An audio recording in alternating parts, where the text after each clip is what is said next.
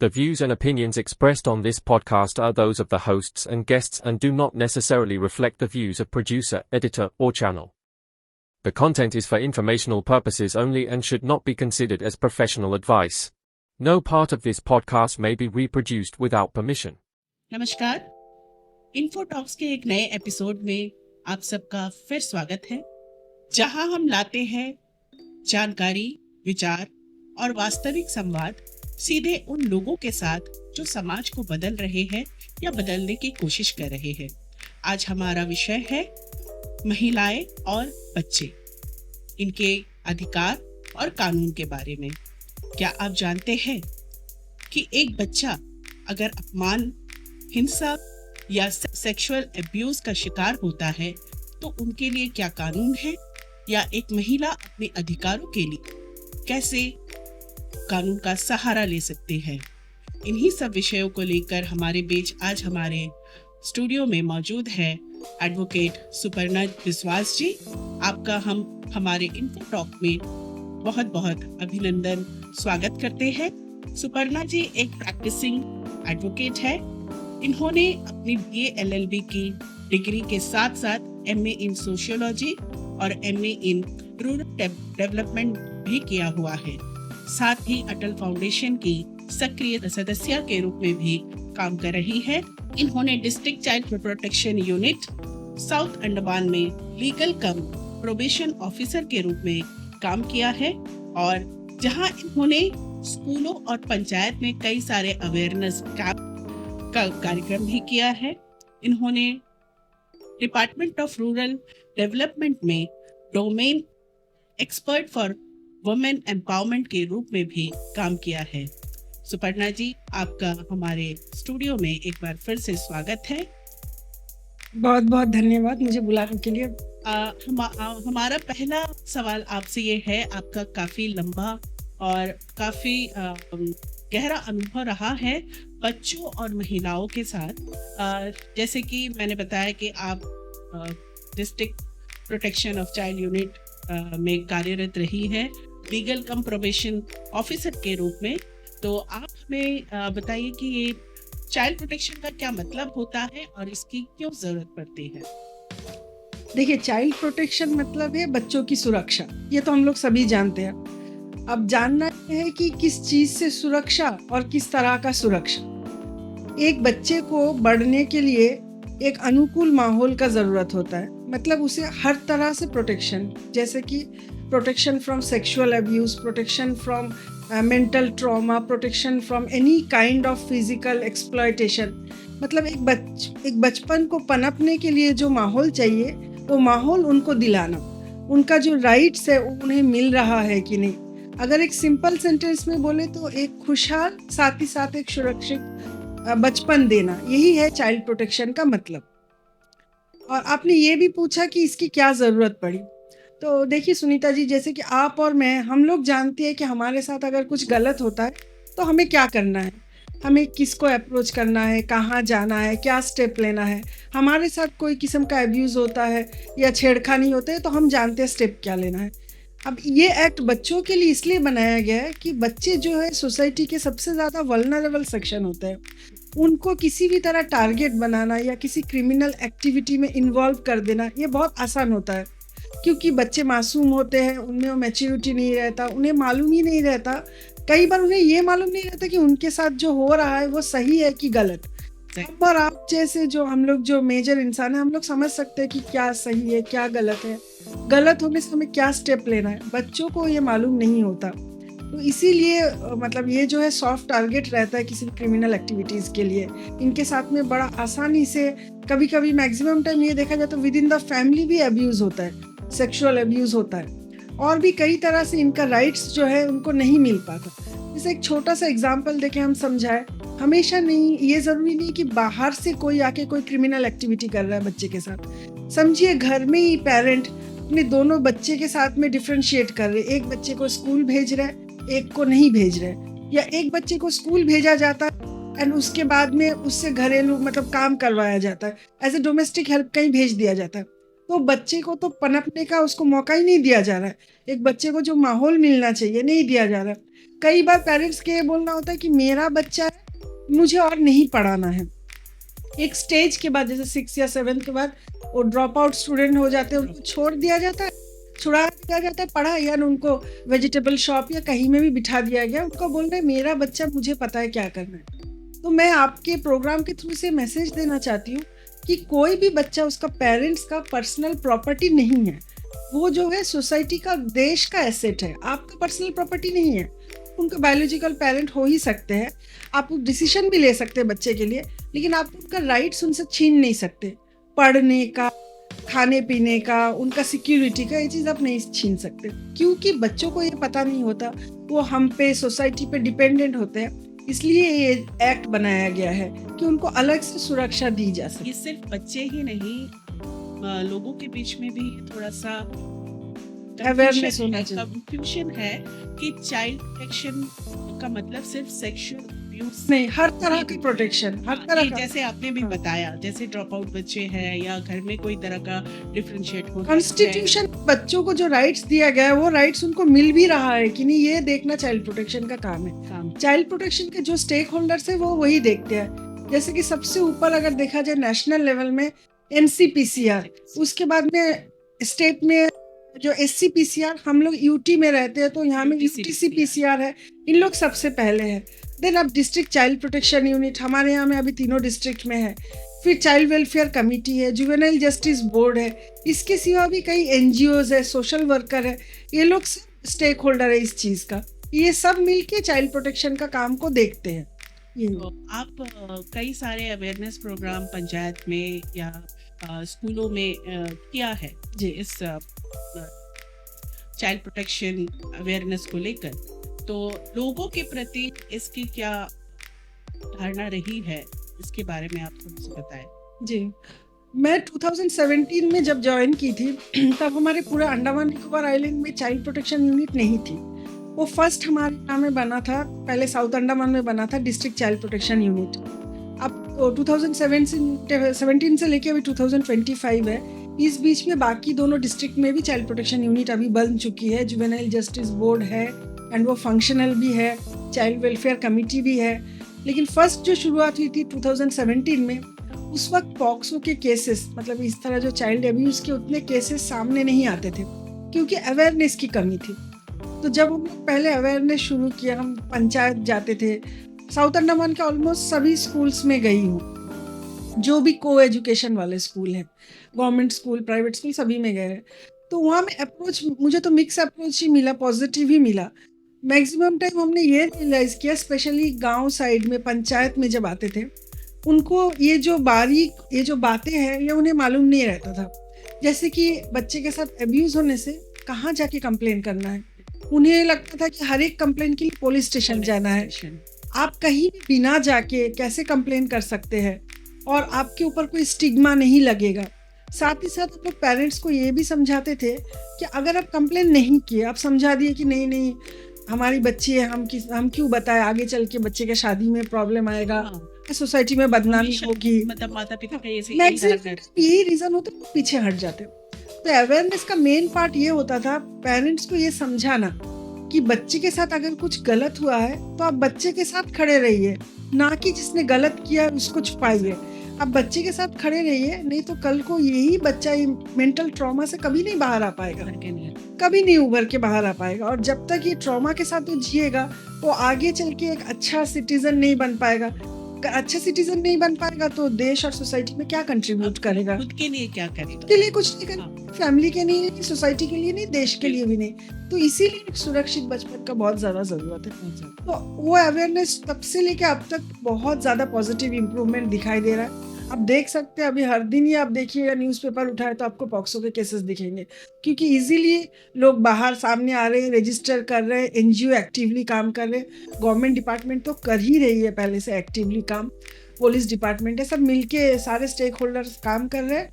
और अभी जो है सब चौकन्ने हो गए हैं, पहले का तरह ऐसा नहीं है कि बात दब जाएगा। बाद से आपने जैसे बोला कि 17 के बाद से DCPO और NCPR और चाइल्ड वेलफेयर कमेटी सब मिलकर इन सबका गठन हुआ था, तो उसके बाद पॉक्सो इसके प्रति अवेयरनेस काफी देखा गया बहुत है ज्यादा और हुए हैं। बहुत सारे केसेस रजिस्टर्ड भी हुए हैं। बहुत सारे केसेस रजिस्टर हुए हैं, अभी भी होते हैं, और लोग अभी चौकन्ने हो गए कि अगर ऐसा कुछ हुआ तो क्या हो सकता है, आफ्टर इफेक्ट क्या होगा, क्या है ये चीज उन्हें समझ में आ रही है। समझ में आ गया। तो पढ़ना जी, आजकल का जो दौर है उसमें ऑनलाइन जो एक्सप्लॉइटेशन होता है वो बहुत ज्यादा देखने को मिल रहा है, और जो साइबर अब्यूज भी बहुत कॉमन है। तो इसके बारे में बच्चों को कैसे बचाएं? देखिए, अभी ऐसा जमाना है ना, हमारे श्री विजयपुरम को ही ले लीजिए, अभी जो है नेट जो है बहुत फास्ट हो गया है। आज से 10 साल पहले भी ऐसा सिचुएशन नहीं था, और ऐसा है कि आप बच्चों को फोन लैपटॉप से दूर भी नहीं रख सकते, फोन देना ही पड़ेगा। अभी कुछ साल पहले देखिए, कोविड के दौरान में फोन ही स्कूल था, फोन ही ट्यूशन था, फोन ही सब कुछ था। अपने स्कूल में फोन लेने से मना मना था, अब फोन और लेने अब के फोन लिए बोला जाता था कि फोन है। अभी आप अपने बच्चे को ट्यूशन भेजेंगे, देखिए व्हाट्सएप में एक ट्यूशन का ग्रुप रहेगा, स्कूल का होमवर्क भी व्हाट्सएप के थ्रू से आता है। फोन से मतलब आप उनको दूर नहीं रख सकते।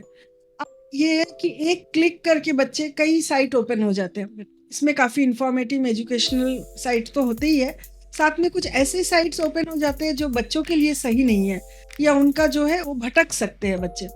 तो इससे मतलब कैसे उनको प्रोटेक्ट करें, तो मेरा ये बोलना है कि सबसे पहला चीज़ है कि मोरल वैल्यूज़, आपने घर में अपने बच्चे को क्या वैल्यूज़ दिया है, ये बहुत ज़्यादा मैटर करता है। आप कैसा माहौल दे रहे हैं, आपके घर का माहौल कैसा है, आप खुद क्या देखती है टीवी में, आप खुद क्या देखते हैं फ़ोन में, बच्चे से भी कुछ नोटिस करता हूँ। मैं खुद एक टीनेज बच्चे की माँ हूँ, तो मैं अपना एक्सपीरियंस बता रही हूँ। आप खुद जिस रास्ते पे चलेंगे, मतलब आपका फैमिली, बच्चा का क्या, फर्स्ट टीचर उसका पेरेंट्स ही है, सेकंड स्कूल, देन सोसाइटी। तो आप जो वैल्यूज उसको बचपन में देंगे वो आगे चल के जरूर काम आएगा। सेकंड थिंग, आपको मॉनिटरिंग करना है, बच्चे क्या देख रहे हैं, क्या सीख रहे हैं, किस में इंटरेस्ट ले रहे हैं। मॉनिटरिंग बोलने से एट द सेम टाइम आपको हेलीकॉप्टर मॉनिटरिंग पेरेंट्स नहीं होना है कि आप फुल टाइम बच्चे के सिर पे सवार है, ऐसा भी नहीं। उनका प्राइवेसी को रिस्पेक्ट करना चाहिए, एंड वो क्या में इंटरेस्टेड है आपको ये देखना होगा। इस तरह से आप उसको डिफरेंट एक्टिविटीज़ में एंगेज रख सकते हैं। जैसे कोई स्विमिंग में इंटरेस्ट है, कोई कुकिंग में इंटरेस्ट है, कोई ब्लॉगिंग में इंटरेस्ट है, आजकल बच्चे बहुत ज़्यादा इंटरेस्टेड हैं। गलत चीज़ नहीं है, ऐसा नहीं है कि सिर्फ पढ़ाई ही करनी है। पढ़ाई के साथ साथ अगर कोई एक्स्ट्रा करिकुलर एक्टिविटी में बच्चा इंटरेस्टेड है, आप उसको एनकरेज करिए उस चीज़ में। तब क्या होगा, उसका टाइम कुछ इनोवेटिव काम के लिए जाएगा, वो ये सब चीज़ में नहीं पड़ेगा जो कि नेगेटिव है। हर चीज़ का एक पॉजिटिव और नेगेटिव एस्पेक्ट होता है। जैसे इंटरनेट का बहुत से पॉजिटिव एस्पेक्ट भी है, अगर आज इंटरनेट नहीं है तो दुनिया थम जाए, लेकिन नेगेटिव जो चीज़ है उससे हमें बचाने के लिए ये सब चीज़ कर सकते हैं। किसी और एक्टिविटीज में एंगेज करें, एंड थोड़ा सा उनका मॉनिटरिंग करें, थोड़ा सा उनको वैल्यूज दे, उनके साथ में फ्रेंडली डिस्कशन करें कि ये होने से क्या हो सकता है, कैसे वो कानून के चपेट में आ सकते हैं गलत चीज के थ्रू से। आमतौर पर आजकल देखा जाता है कि मतलब मोबाइल इतना ज्यादा हावी हो गया है परिवारों में भी, मतलब एक ही परिवार में है लेकिन सभी अलग दिखाई देते हैं, अपने दुनिया में सबके हाथ में फोन। तो ये चीज कहीं हमें रोक लगानी चाहिए, बिल्कुल अपने बच्चों को समय देना चाहिए और फैमिली को समय देना चाहिए, बहुत जरूरी है। और साथ ही साथ बच्चे क्या कर रहे हैं, मोबाइल जैसे आपने बताया कि मोबाइल अच्छा भी है बुरा भी है, हर चीज का मतलब दोनों एस्पेक्ट होता है। तो ये पेरेंट्स की ही जिम्मेदारी है कि उसको देखे कैसे बच्चे को किस रास्ते पर ले जाए। बिल्कुल। तो बच्चे यानी जुवेनाइल, तो जुवेनाइल एक्ट के बारे में आप हमें थोड़ा सा विस्तार से बताइए कि जुवेनाइल एक्ट का बेसिक स्ट्रक्चर क्या है और इसे एडल्ट से किस तरह, इसे एडल्ट से क्यों अलग ट्रीट किया जाए। देखिए, जुवेनाइल मतलब ही बच्चा है। अब हम पहले समझते हैं कि बच्चा किसे कहते हैं। कई जन को ये लगता है 0 से 5 इयर्स के जो छोटे बच्चे वो बच्चा है। अभी लेबर लॉ में आप देखेंगे चाइल्ड लेबर 0 to 14 वो बच्चा है, लेकिन हम juvenile justice act and POCSO act में अब बच्चा वो है जो बिलो 18 है। अगर 18 होने में आपका एक दिन भी बाकी है तो आप बच्चा ही है, जुवेनाइल में, आप जुवेनाइल में है। अभी जुवेनाइल जस्टिस एक्ट में हमें समझाया जाता है सोसाइटी में कितने तरह के बच्चे हैं और उनको कैसे, किस बच्चे को कैसे डील करना है।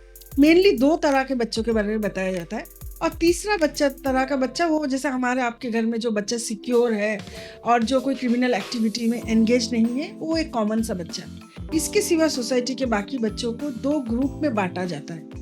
एक बच्चा है child in need of care and protection, जिस बच्चे को केयर एंड प्रोटेक्शन की ज़रूरत है, जैसे कि ऑर्फन बच्चे या फिर जैसे कि कोई ब्रोकन फैमिली के बच्चे या कुछ नेचुरल कैलेमिटीज अपना फैमिली से सेपरेट हो गए, ऐसे बच्चे जिनको सोसाइटी से केयर एंड प्रोटेक्शन की ज़रूरत है। दूसरा बच्चा होता है जो बच्चा in conflict with law, child in conflict with law, जो कि कानून के अगेंस्ट में काम कर रहा है जाने अनजाने।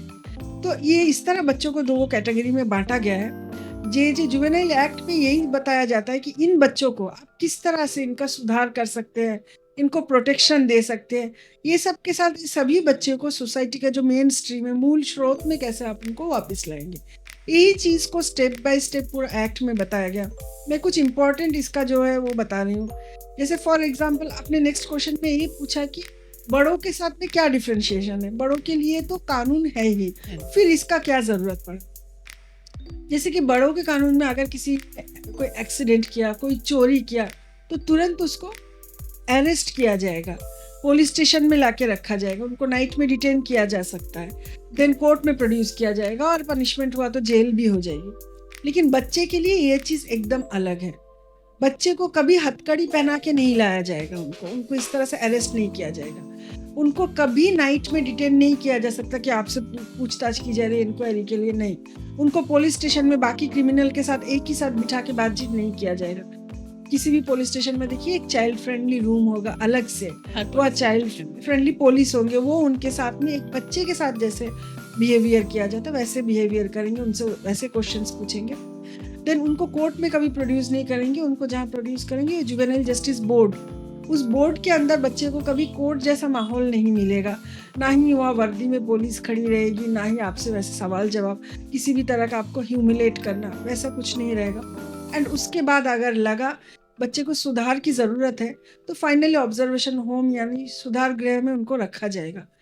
बड़ों को जैसे पनिशमेंट हो जाती है, बच्चों को पनिशमेंट नहीं होगी।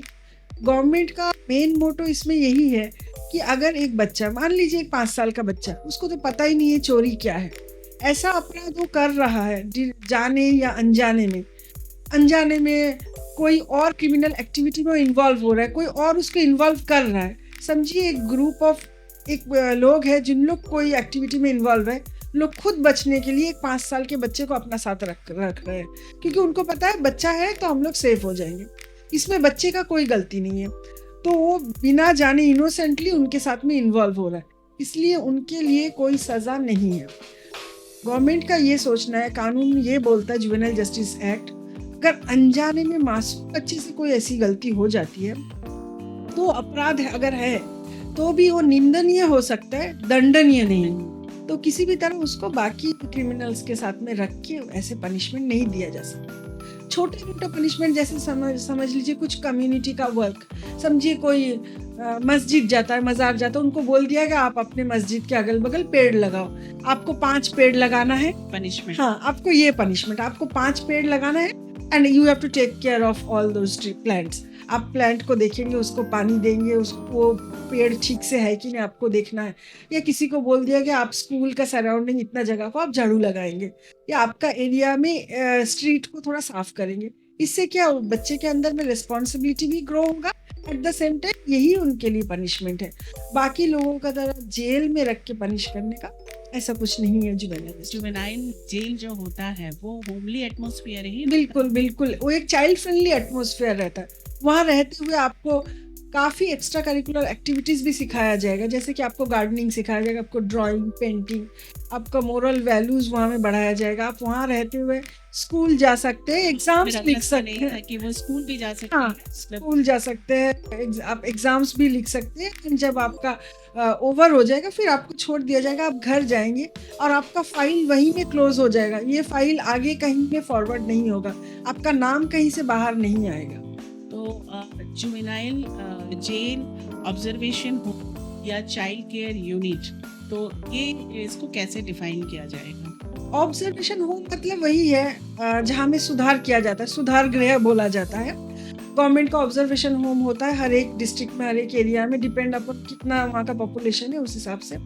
तो जब बच्चे को, जो मैंने पहले कहा आपको, child in conflict with law, इन बच्चों को रखा जाता है ऑब्जर्वेशन होम में सुधारने के लिए। एंड जो child in need of care and protection, इनको रखा जाता है बच्चों का जो होम है, CCI चाइल्ड केयर इंस्टीट्यूशन, इसमें रखा जाता है। तो दोनों में ये डिफरेंस है, जो कॉन्फ्लिक्ट विद लॉ कानून के विरुद्ध किया उसको ऑब्जर्वेशन होम में रख के सुधार किया जाता है, एंड एक टाइम के बाद उन्हें छोड़ दिया जाता है। तो वही जुवेनाइल जेल और ऑब्जर्वेशन होम एक ही है, दोनों अलग है? हाँ, एक ही है। एक ही है। हाँ, हाँ। एक ही है दोनों।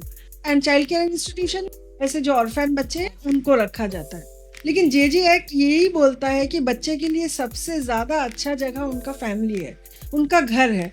एंड ये चाइल्ड केयर होम या कोई भी चीज़ that should be the last option. जब और कोई ऑप्शन नहीं है तब जाके उन्हें होम में डाला जाए। ऐसा नहीं है कि फैमिली में डिस्प्यूट है, पेरेंट्स सेपरेट हो रहे हैं, वो अपना रिस्पॉन्सिबिलिटी झाड़ के बच्चे को होम में भेज रहे हैं। सुपर्णा जी, बच्चे और क्राइम बोले तो पॉक्सो सबसे पहले आता है। सभी के दिमाग में ये शब्द और ये बात सबसे पहले आती है। तो पॉक्सो एक्ट से क्या मतलब है, इसका क्या अभिप्राय है पॉक्सो से? पॉक्सो एक्ट जो है 2012 में आई थी। ये जो है protection of children from sexual offences.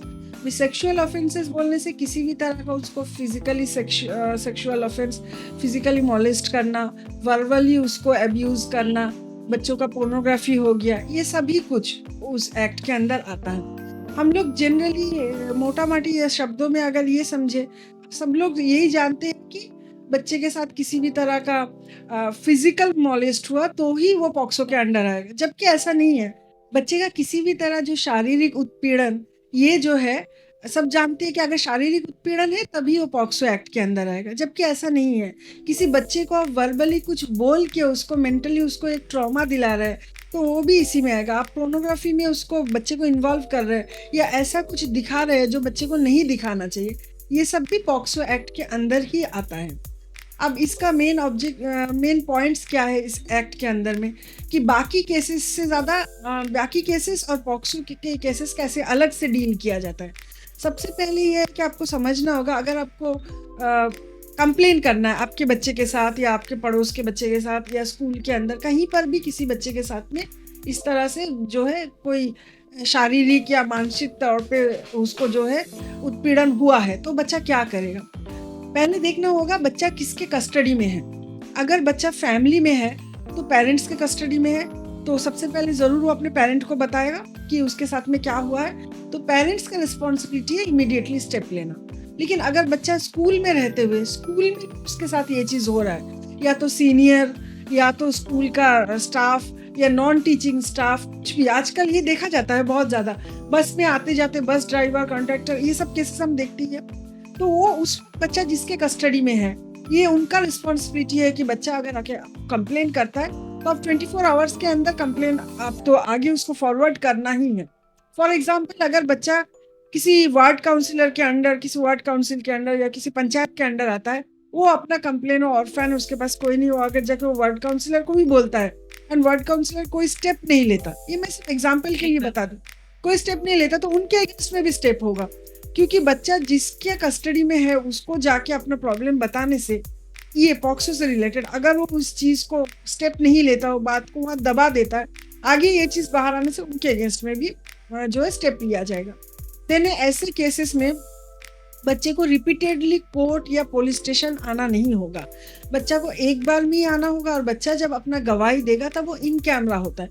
In camera बोलने से जज साहब और गवर्नमेंट के वकील और बच्चा ही रहेगा। ऐसा नहीं कि बाकी केसेस के लोग जैसे सोचते हैं कि कोर्ट का जो माहौल है बच्चा कैसे बोलेगा, नहीं बोल पाएगा। इसके लिए अलग से चाइल्ड फ्रेंडली कोर्ट है जहाँ बच्चे को लेके जाया जाएगा, उसको कंफर्टेबल फील करवाना, उसको ब्रेक देना, अगर ब्रेक लेके बोलना चाहे तो उसको ब्रेक देना, वो जिसके साथ कंफर्टेबल फील करता है। जैसे अगर वो अपने पेरेंट को अपना साथ चाहता है गवाही देते वक्त, तो पेरेंट्स को उसका साथ में रख के गवाही दे, ऐसे करके। और ऐसे केसेस को किसी भी हालत में 1 साल से ज़्यादा नहीं चलना, विदिन 1 ईयर इसका जो है जजमेंट दे देना। कुछ एक्सेप्शनल केस, जैसे अगर जज उनका ट्रांसफ़र हो गया, किसी का डेथ हो गया या विटनेसेस में से किसी का डेथ हो गया, मतलब ऐसे एक्सेप्शनल केस का बात अलग है। नहीं तो इसको जितना जल्दी हो सके इनका जो है जजमेंट दे देना चाहिए, यही है।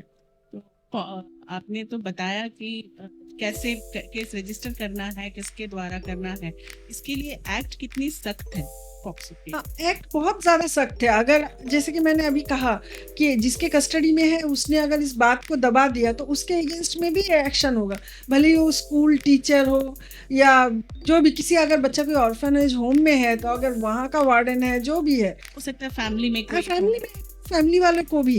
क्योंकि देखिए पॉक्सो में मैक्सिमम टाइम आप केसेस देखेंगे तो कई बार देखा जाता है कि जो एक्यूज्ड होता है आउटसाइडर नहीं होता, विद इन द फैमिली होता है। क्योंकि छोटे बच्चों को अपना कंट्रोल में लेना तब आसान होता है जब कोई वेल नोन, मतलब उनको जानने वाला कोई इंसान है, दूर का चाचा, मामा, नाना, नानी, यही लोग। जो ऐसा नहीं कि कोई आउटसाइडर बाहर से आए एक दिन में उसके साथ में ऐसा अब्यूज हो गया और चले गया, ऐसा नहीं होता। जिसके ऊपर बच्चा ट्रस्ट करता है तो उसके लिए बहुत इजी होता है बच्चे को अपना शिकार बनाना। तो ये चीज़ होता है। कानून बहुत ज़्यादा सख्त है और टाइमली उसका रिपोर्टिंग भी होना है, बच्चे का स्टेटमेंट भी लेना है। यहाँ तक कि ऐसे केसेस में, क्योंकि बच्चा ऑलरेडी नर्वस रहता है, फैमिली वाले कंफ्यूज रहते हैं कि मेरे साथ मैं क्या करूं, और बच्चा ह्यूमिलेट फील करता है, ये चीज से बाहर नहीं आ पाता, तो कंप्लेन करने के लिए भी राजी नहीं होता कई बार। तो यही चीज के लिए एक्ट को ऐसे सख्ती से बनाया गया है कि आपको कहीं नहीं जाना है कंप्लेन करने के लिए। अगर आपका फैमिली में या जिसके भी फैमिली में हो रहा है तो बच्चे को कहीं नहीं जाना है, पुलिस बच्चे के पास आएगी। आप ओवर द फोन भी बता सकते हैं कि हमारे यहाँ में ऐसा अब्यूज का केस हुआ है, तो रात के 12 बजे भी पुलिस आपके पास आएगी बच्चे का स्टेटमेंट लेने के लिए, आपको नहीं जाना है। एंड जो पुलिस आएगी आपके पास स्टेटमेंट लेने के लिए, वो पुलिस का यूनिफॉर्म पहन के, हाथ में छड़ी एंड पुलिस का टोपी पहन के वर्दी नहीं आएगी, सिविल ड्रेस में नॉर्मल तरीके से। एंड ये नहीं कि पड़ोसी सब खड़े हैं सब भर के, ऐसा नहीं है। बच्चा बिल्कुल अकेले में जहाँ वो कंफर्टेबल फील करे, जिसके साथ कंफर्टेबल फील करे, उसको रख के उसका स्टेटमेंट लिया जाएगा, उसका मेडिकल करवाया जाएगा। मतलब है कि ये थ्रू आउट द ये जो प्रोसेस है ये एकदम चाइल्ड फ्रेंडली मैनर में किया जाएगा लास्ट तक, ताकि बच्चा ट्रॉमा में से आगे चल के बाहर आ सके, उसको जस्टिस भी मिले और उसको ये ना लगे कि उसने कुछ गलती किया, उसके साथ गलत हुआ है। और कई बार अक्सर ये भी देखा जाता है कि जो विक्टिम बच्चा तो विक्टिम है ही, और उससे कराने वाले जैसे कि घर वाले ही होते हैं या करने वाले घर वाले ही होते हैं। तो उस स्थिति में बच्चा कैसे कंप्लेन करे, क्योंकि नेबर्स को पता है कि उसके साथ ऐसे हो रहा है, और नेबर्स भी कंप्लेन करेंगे तो घर वाले डिनाई कर देंगे। तो ऐसी अवस्था में बच्चे को कैसे उस इसी सिचुएशन के लिए ये सारे स्टेक होल्डर्स है जो कि मदद करते हैं। जैसे मैंने अभी कहा डिस्ट्रिक्ट चाइल्ड प्रोटेक्शन यूनिट, उसके बाद में पुलिस स्टेशन है, चाइल्ड फ्रेंडली पुलिस है, उसके बाद चाइल्ड वेलफेयर कमेटी है और सोशल वर्कर्स तो है ही। तो इसमें से किसी को भी अप्रोच किया जा सकता है जो नियर बाई में है, उनको बताया जा सकता है कि हमारे पड़ोस में या हमारे जान पहचान में किसी फैमिली में बच्चे के साथ अब्यूज होता है। फिर उन लोग स्टेप लेंगे, उन लोग बच्चे तक पहुंचेंगे, बच्चे से बात करेंगे, उसका प्रॉपर काउंसलिंग होगी, जो भी है वो लोग अपना स्टेप लेके वो बच्चे से जो सच्चाई है उससे बाहर निकालेंगे, उसके मुंह से बाहर निकालेंगे, एंड आगे जो है उसका स्टेप लिया जाएगा। ये स्टेक होल्डर्स को हमें अप्रोच करना है। आपने बहुत अच्छे से पॉक्सो के बारे में बताया। तो एक और भी कॉन्सेप्ट है हमारे मन में, और काफी लोगों के दर्शक जो हमारे सोसाइटी के लोग हैं, तो पॉक्सो का मिसयूज जी बहुत हो रहा है, इसके बारे में आप थोड़ा सा बताइए। वो बोलते हैं ना हर एक चीज का मेरिट्स एंड डिमेरिट्स, मतलब वो सिक्का का दो पहलू, नेगेटिव एंड पॉजिटिव दोनों होता है। एक्ट तो बनाया है बच्चों का प्रोटेक्शन के लिए, एंड प्रोटेक्शन हो भी रही है, हमने काफी अवेयरनेस भी कराया, लेकिन अवेयरनेस से कई जन इसका मतलब सही यूज किए, कई जन इसका मिसयूज भी करते हैं। अब सबको ये पता है कि बहुत सेंसिटिव एक्ट है, बच्चों से रिलेटेड बहुत सख्ती है, इसमें वंस कंप्लेन हो गया आप भी चाहे तो और केस को विड्रॉ नहीं कर सकते। तो आजकल देखा जाए जब से अवेयरनेस हुई, लोग इसको मिसयूज भी बहुत करने लगे। लोग अपना फायदा के लिए बच्चे को यूज कर रहे हैं, बच्चे की कोई गलती नहीं है, अपना फायदा के लिए बच्चे को यूज कर रहे हैं। कई बार देखा जाता है आजकल स्कूल में टीचर्स डरते हैं बच्चों को डांटने के लिए, क्योंकि हर एक स्कूल में एक पॉक्सो बॉक्स लगाया होता है। लोग जाते हैं, स्टेक होल्डर्स उसका अवेयरनेस करते हैं कि this is the POCSO box, आप इसमें चिट्ठी डाल सकते हैं। तो बच्चे क्या है, जो टीचर ने डांटा या मारा उनके अगेंस्ट में एक चिट्ठी डाल दी, तो जो गवर्नमेंट एम्प्लॉय है उनका पूरा लाइफ लॉन्ग मतलब उनको दिक्कत हो जाएगी। तो इस डर से टीचर लोग अभी बच्चों से मतलब दूर कॉर्पोरल पनिशमेंट वो सब तो है ही नहीं, किसी भी तरह का बच्चे को तो आप टच कर ही नहीं सकते, लेकिन बच्चे को डांटने के लिए भी डरते हैं। ये बहुत ही रॉन्ग है। अब देखिए हमारे आपके टाइम में जब पॉक्सो एक्ट नहीं था, हम कुछ नहीं जानते थे इसके बारे में। तो टीचर मारने से अगर घर जाके बोलते थे कि टीचर ने मारा, और मार घर से और मार मिलता था। लेकिन अभी उल्टा है, बच्चा आके कुछ बताता है तो हम दौड़ के पहुंच जाते टीचर के कॉलर पकड़ने की, क्या हो जाए। तो टीचर अब इससे डरने लगे हैं। तो चाहे वो टीचर हो, चाहे वो आश्रम के इंचार्ज हो, वो लोग डरते हैं क्योंकि पॉक्सो का मिसयूज होता है। ऐसे भी केसेस देखा जाता है, मानिए दो फैमिली या दो नेबर्स के बीच में कुछ सिविल केस, कोई जमीन जायदाद का केस चल रहा है, जब पता चल गया और नहीं जीत सकते तो उसके ऊपर एक एलिगेशन ला के पॉक्सो का केस ला देते हैं ताकि डर के मार के ये वाला वो मतलब विथड्रॉ कर ले। ऐसे भी मिसयूज करते हैं। हाँ, टीचर्स के साथ ये बहुत ज्यादा होता है कि टीचर के ऊपर ऐसा एलिगेशन लगा दे, टीचर ने ऐसे किया, क्योंकि बहुत इजी होता है। आप बच्चे के अगेंस्ट में कोई स्टेप नहीं ले सकते। बड़ों के लिए जैसे आप कर दिए ना, नहीं ये झूठ है, आप डिफॉर्मेशन का केस डाल दिए, बच्चे के लिए आप ये नहीं डाल पाएंगे, तो मिसयूज तो होता है। हो सकता है फ्यूचर जाके इसमें कुछ अमेंडमेंट हो, अमेंडमेंट किया जाए। अमेंडमेंट का जरूरत भी है। जरूरी भी। तो सुपर्णा जी, आपने बच्चों के राइट्स के बारे में तो काफी विस्तार से हमें बताया। अब हमें आप थोड़ा सा बताइए कि महिलाओं के लिए महिला सशक्तिकरण के बारे में आप क्या कहना चाहते? देखिए, वुमेन एम्पावरमेंट यानी नारी सशक्तिकरण, मैं अपना पर्सनल ओपिनियन बता रही हूँ। मेरे हिसाब से जो भी महिला खुद के लिए स्टेप ले सकती है, उनको पता है उनका राइट्स क्या है, वो अपने राइट्स का सही यूज भी कर सकती है, चाहे वो विद इन द फैमिली या सोसाइटी में। मतलब खुद का जिम्मेदारी खुद ले सकती है, फिर वो फाइनेंशियली साउंड हो, इकोनॉमिकली, एजुकेशनली, हर तरह से। इसका मतलब ये जरूरी नहीं है कि आप कितने बड़े कंपनी में सीईओ है, आपके कितना सारा प्रॉपर्टी है, इसमें डिपेंड नहीं होता कि वुमेन एम्पावरमेंट हो रहा है। अगर आप एक छोटा सा दुकान चलाते हैं, या आप पिकल बिक्री करते हैं, या रास्ता में सब्जी बिक्री करते हैं, लेकिन आप एजुकेटेड है और आप टोटली अवेयर है कि आपका राइट्स क्या है और आपके साथ गलत हो रहा है, तो आप अपने लिए आवाज उठा सकते हैं, उसका मतलब सशक्त है। मेरे हिसाब से वुमेन एम्पावरमेंट यही है। मतलब लोगों को पता होना है कि मैं क्या हूँ। अब कई बार महिलाओं को पता है प्रॉपर तरीके से, लोग हाईली एजुकेटेड भी है एंड फाइनेंशियली भी साउंड है, उनका अधिकार क्या है उनको मालूम है। लेकिन आप देखिएगा ऐसे डोमेस्टिक वायलेंस के बहुत से केसेस आएंगे, वो रिप्यूटेड फैमिली से ही। आप सोशल मीडिया में जाके देखिए, वेल नोन फैमिली का बहू के साथ नहीं ऐसा हो रहा है, क्योंकि वो आवाज नहीं उठा रही है। महिला सशक्तिकरण नहीं हुआ वहाँ पे। अपना राइट्स पता भी होना चाहिए, आप अपने लिए रिस्पॉन्सिबल होना चाहिए कि आपके साथ क्या हो रहा है, आपको आपको अपने हक में आवाज उठाना है। कोई और आपके लिए करके देगा, अवला नारी बन के बैठे रहेंगी, फिर वो कोई करने वाला नहीं। तो आपने रूरल डेवलपमेंट डिपार्टमेंट में वुमेन एम्पावरमेंट के लिए बहुत सारे काम किए हैं, तो हमारे द्वीपों में महिलाओं का जो एम्पावरमेंट बोलते हैं उसकी क्या स्थिति है? देखिए, बाकी देश के बाकी हिस्सों से अगर कंपेयर किया जाए, ये मेरा ओपिनियन है कि यहाँ का स्थिति काफी बेटर है।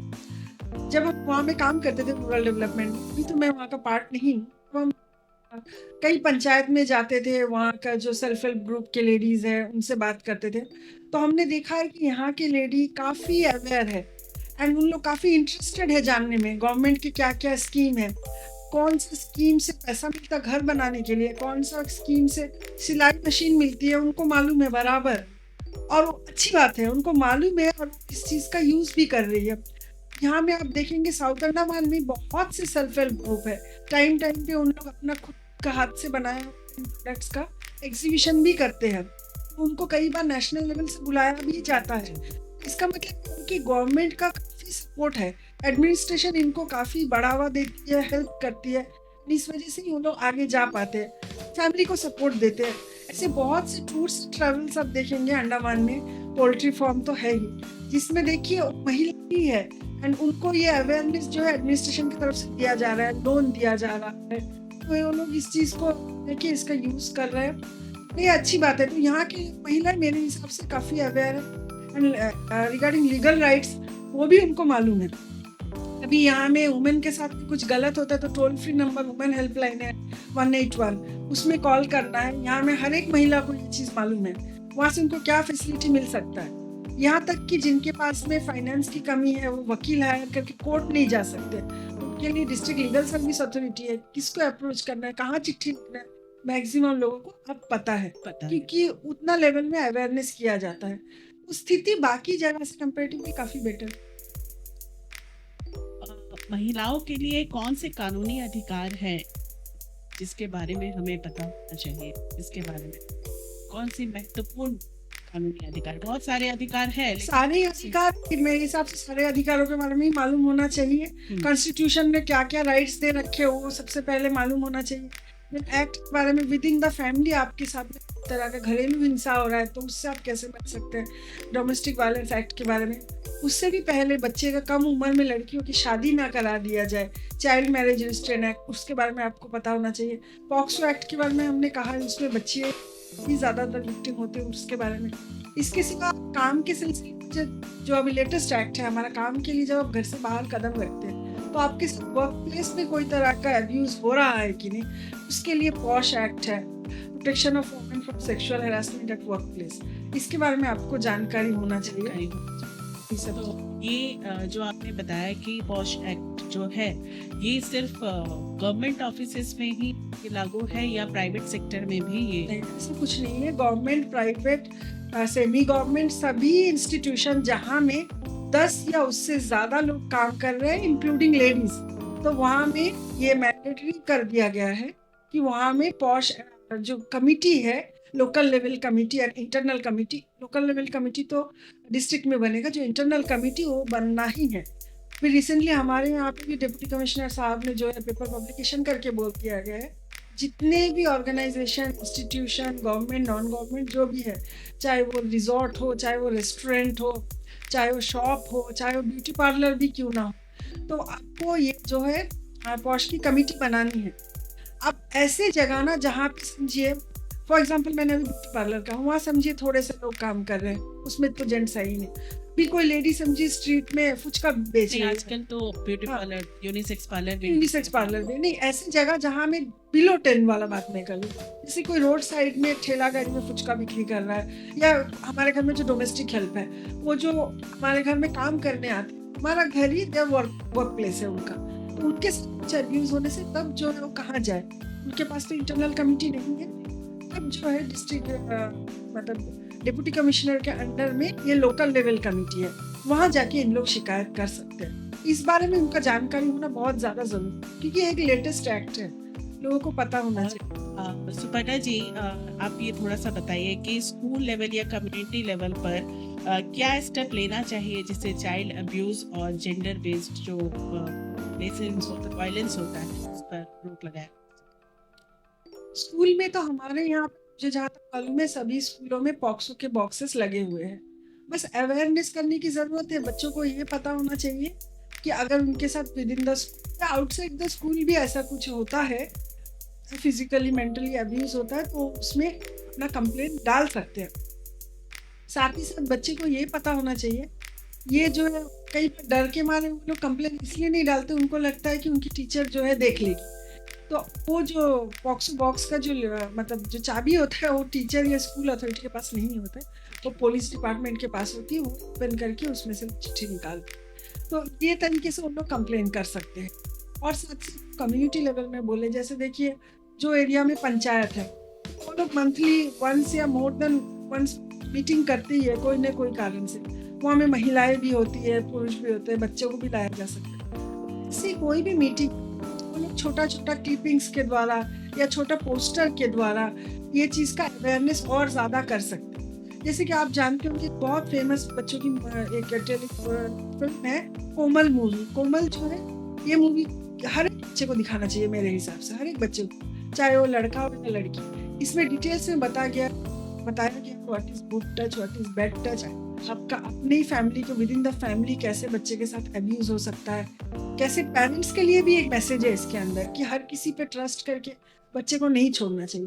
तो मैं ये मैसेज देना चाहूँगी कि ये मूवी हर एक पंचायत में हो, इसको मतलब इंटरवल में दिखाया जाए, बच्चों को इस तरह की मूवी दिखाया जाए। ये तो सिर्फ एक कोमल है, दूसरा मूवीज भी दिखाया जा सकता है।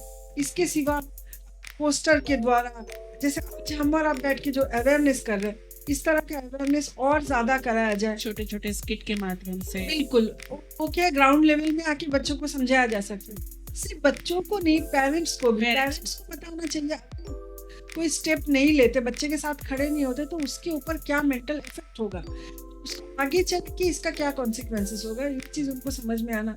साथ ही उनको जो स्टिग्मा का डर रहता है, हम कंप्लेन करेंगे बच्चे को स्टिग्मा लग जाए, एक्चुअली ये चीज़ कभी बाहर आता ही नहीं है।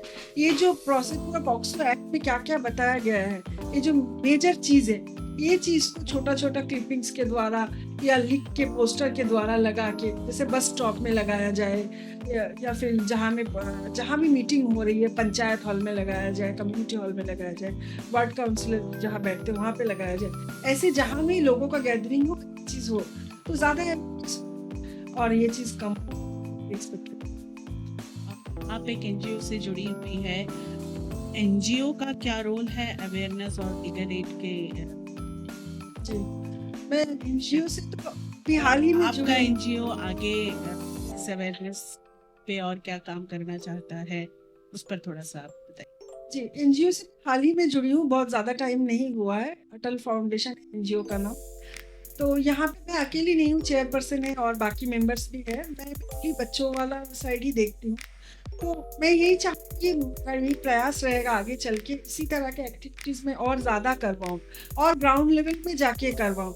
मेरे सोशल वर्क से किसी बच्चे को भी अगर फ़ायदा पहुँचा तो कोई मेरा मतलब मैं वही चाहूँगी कि किसी को जेन्युइनली हेल्प हो। इसलिए कि मैं सिर्फ आके बोल के चले गई। अगर किसी को जैसे स्कूल में एडमिशन के लिए दिक्कत हो रहा है, किसी के साथ ऐसा कोई सेक्सुअल अब्यूज़ हो रहा है, तो वो हमें अप्रोच कर सकते हैं। हमेशा ही है मदद करना। आप हमारे व्यूवर्स को, पेरेंट्स को और जो बच्चे हैं, टीचर्स को क्या सलाह देना चाहेंगे हमारे इस पॉडकास्ट के माध्यम से? पहला बात है, टीचर्स को तो मैं सलाह नहीं दे सकती। ये मेरा ओपिनियन है कि जो भी अभी हमारा देख रहे हैं, स्पेशली बच्चे, उनको ऑलरेडी मालूम है ऐसा कोई स्कूल नहीं होगा हमारे पूरा साउथ नॉर्थ अंडमान में जहाँ में अवेयरनेस नहीं कराया जाता है। बहुत से स्टेक होल्डर्स सब जाते हैं, गुड टच बैड टच समझाते हैं, पॉक्सो एक्ट, जेजे एक्ट समझाते हैं। तो हमें मुझे लगता है बच्चे ऑलरेडी अवेयर है, बस इसका सही यूज़ करना है। बच्चों को यही मैसेज कि इस चीज़ का मिसयूज़ ना करें, टीचर को डराने के लिए या पेरेंट को हैरेस करने के लिए एक्ट ना करें, इसका मिसयूज़ ना हो, इसका सही यूज़ हो। पेरेंट्स को ये बोलो कि अगर बच्चे के साथ कुछ गलत हुआ, बच्चा अगर आके बता रहा है तो पहले सुने कि बच्चा क्या बोलना चाहता है। बिना सुने कि चाचा मामा के ऊपर में गलत एलिगेशन लगाया, ये बोल के बच्चे को वहीं में रोक ना दे।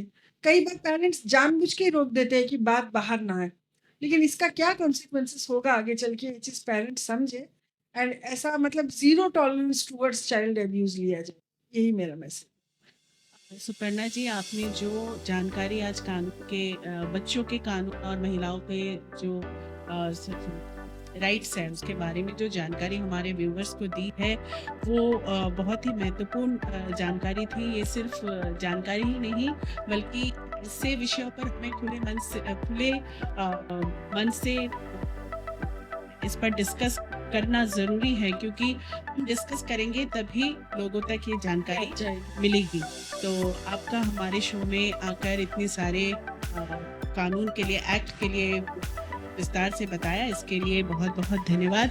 हम आपका आभार व्यक्त करते हैं और इन्फो टॉक्स के अगले एपिसोड में हम आपसे एक नए विषय को लेकर फिर आपके सामने मौजूद होंगे। तब तक आप हमारे चैनल को सब्सक्राइब कीजिए, लाइक कीजिए, फॉलो कीजिए और ज़्यादा से ज़्यादा शेयर कीजिए। इन्फो टॉक्स हमेशा आपके लिए जानकारीवर्धक बातें ही लेकर आते हैं। समाज से जुड़ी हुई जो भी जानकारी है वो हमेशा हमारा प्रयास रहता है इन्फो टॉक्स के माध्यम से हम आप तक पहुंचाए। बहुत बहुत धन्यवाद।